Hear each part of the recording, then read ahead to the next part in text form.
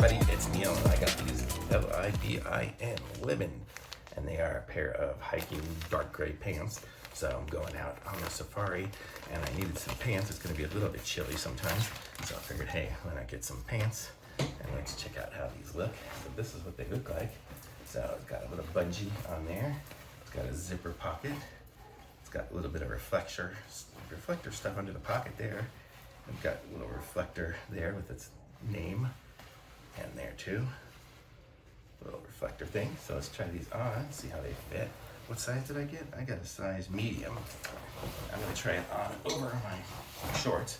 That might be how I wear them when I'm out and about. So this is them. Got zipper pockets here. Super comfortable. Oh man, these are great. And this is what it looks like. Got a little breathable side here and here. These are nice. I like them. I'm gonna say these are awesome. These are super comfortable. And they've got the little cuff at the bottom here, so that's kind of good. Both sides. And the bungee top.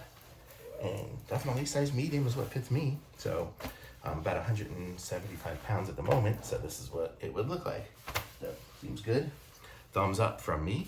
Links in the description. Like this video, subscribe to my channel, and I'll be back with some more reviews soon. Thanks, bye.